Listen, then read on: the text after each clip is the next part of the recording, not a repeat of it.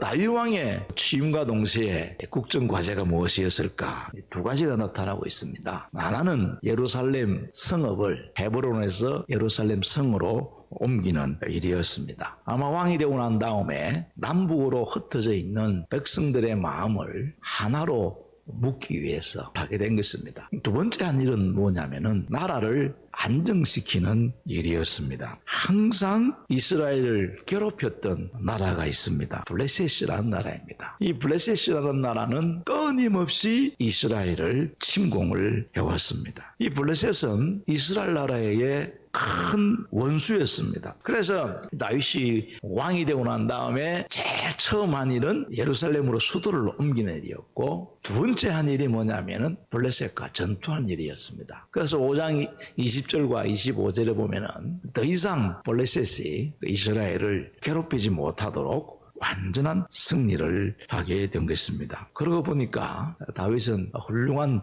왕이라 그렇게 이야기할 수가 있습니다. 이렇게 국가를 안정시키고 난 이후에 그 다음에 한 일이 뭐냐면은 바로 하나님의 궤, 즉 법궤를 예루살렘으로 옮기는 일이었습니다. 당시 이 법궤는 블레셋 나라에 빼앗기고 난 이후에 전전긍긍하다가 아비나답의 집에 70년 이상 그대로 방치가 되어 있었던 것입니다. 우리가 잘 알고 있듯이 법궤는 하나님의 임재의 상징물입니다. 하나님께서 성막을 만들 때에 직접 명령하셔서 만든 그런 조그마한 상자입니다. 그래서 이 다윗이 이 하나님의 법궤를 옮겨야겠다는 생각을 하게 됩니다. 왜 그렇게 생각했느냐 하면은 이스라엘 나라를 하나님을 경배하는 나라로 만들겠다는 그의 마음 때문이었습니다. 그래서 다윗은 정부를 조직하기 전에, 군대를 창설하고 왕궁을 짓기도 전에 제일 먼저 한 일이 뭐냐면은 법궤를 예루살렘으로 옮기는 일이었습니다. 그래서 오늘 이 본문에 있는 말씀은 법궤를 향한 다윗의 마음이 어땠는가 하는 것을 살펴보기를 원합니다. 첫 번째는 이 다윗은 하나님을 너무나도 사랑하고 소중하게 여겼기 때문에 최고의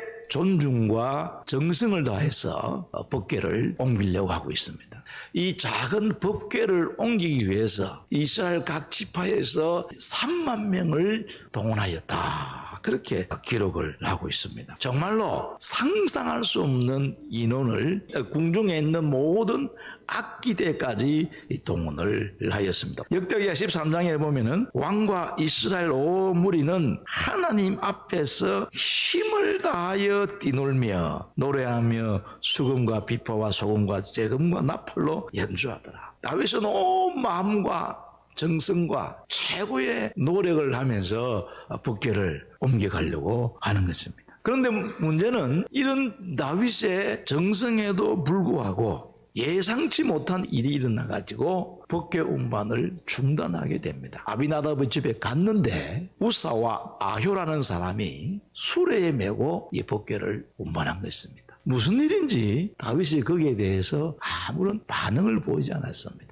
중요한 것은 이 법궤는 반드시 메고 운반하도록 성경에 말씀되어 있는데, 이 우사와 아유라는 두 사람이 법궤를 수레에 메고 가다가 나중에 흔들림으로 말미암아 그 법궤를 잡았다가 죽임을 당하는 장면이 나옵니다. 그래서 다윗이 법궤 운반하는 것을 중단을 하고 그곳 이름을 베레스 우사라 그렇게 말합니다. 하나님께서 진노하셨을 때에 지금 하나님의 법궤를 운반하는 것은 하나님의 뜻이 아니구나 그렇게 생각하고 왕궁으로 돌아가게 되는 것입니다. 이런 다윗 왕의 모습도 신앙적으로 보면은 참 위대한 모습이라고 이야기할 수가 있습니다. 이 거창한 행사를 하는 가운데 조그마한 불미스러운 일이 일어났다고 해서 그것을 무시하고 얼마든지 왕궁으로 예루살렘으로 옮길 수가 있습니다. 그런데 다윗은 그 일을 중단하게 됩니다. 하나님의 뜻이 아니라고 생각되시면은 고집을 부리지 않고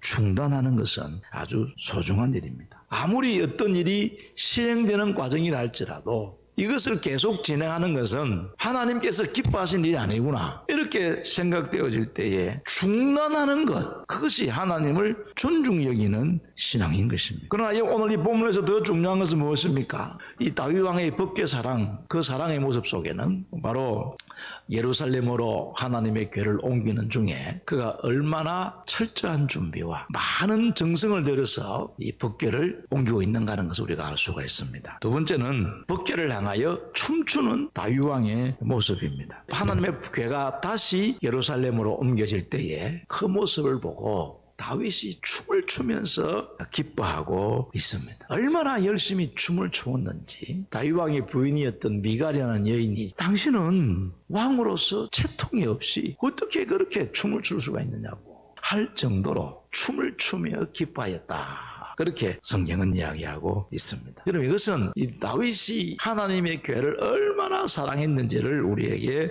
잘 보여주고 있습니다. 다윗의 법궤 사랑 속에서 우리가 배워야 될 영적 교훈이 무엇인가 두 가지로 정리할 수가 있습니다. 다윗의 이 법궤 사랑 속에는 이스라엘의 왕은 하나님이시라는 신앙 고백이 담겨져 있습니다. 비록 자기 자신이 이스라엘의 왕이지만은 법궤를 예루살렘으로 옮겨옴으로 말미암아 이 나라를 통치하시는 분은 하나님이십니다. 진정한 왕은 하나님이십니다. 라는 신앙 고백이 담겨져 있는 것입니다. 14절에 보면은 법궤가 예루살렘 성으로 들어올 때에 그때에 다윗이 배 에봇을 입었더라. 이 에봇은 제사장들이 하나님 앞에 제사 지낼 때에 입는 옷인데 이 제사장들이 입었던 옷과 똑같은 옷을 입고 다윗이 하나님의 법궤를 맞이하였던 것입니다. 이거 무슨 말씀입니까? 나는 왕이 아닙니다. 서 있는 이 사람들과 똑같은 사람들입니다. 이스라엘의 왕은 하나님이십니다. 라는 고백이 담겨져 있는 것입니다. 여러분, 우리 성도들의 삶에서 가장 중요한 고백 중에 하나는 하나님이 나의 왕이라는 고백입니다. 두 번째는 다윗은 하나님, 나는 하나님을 향한 최고의 예배자로 살고 싶습니다. 라는 고백이 담겨져 있습니다. 왜냐하면 아까 말씀드린 대로 법궤는 하나님의 임재를 상징합니다.